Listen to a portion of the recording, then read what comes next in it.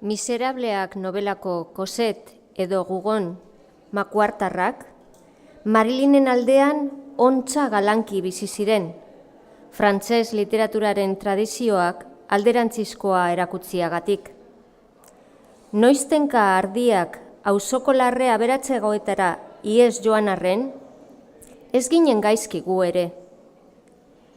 Yves Ruggieriren bots errestaria buruan, barda arratzean adibidez, zerbitzu sekretuekiko egiazko beldurra nabaritzen nuen, bihurgune bakoitzean mehatxua sentinezakelako.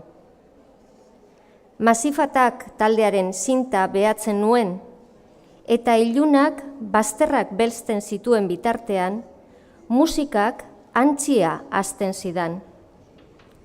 Marilinen azken arratsapaleko gertakariak kronologikoki eta mentalki zerrendatzen nituen. 3 gizon hurbildu zitzaizkion etxera. Gerora, ikerketak haietarik bat Bob zela baieztatuko zuela.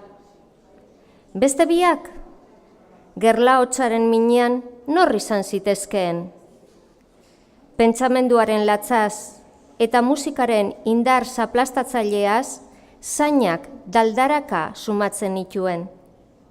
Bat-batean, saietxean norbaitekin hitz egiteko gutizia bermatu zitzaidan, eta ne horrez. Detektibe eta zientzia fikzioko novela sobera irakurri nuen, trenetan edo geltokietan aiduru denbora gehiegi pasatu nuelako ene bizitzan. Alaz, arrazoia arazoz betean eukala ni haurk, bidean Hollywooden ekoitzi film frankotan mirentzi extraterrestra baten gurutzatzea espero nuen lasaiki, salbatua izateko gizan.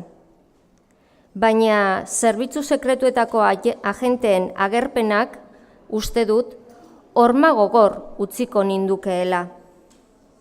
Banekien bai, guztien joan etorriak eta telefono lineak kontrolpean zeudela. Ene solasek interes pilizkarik ez eta neureak salbu noski.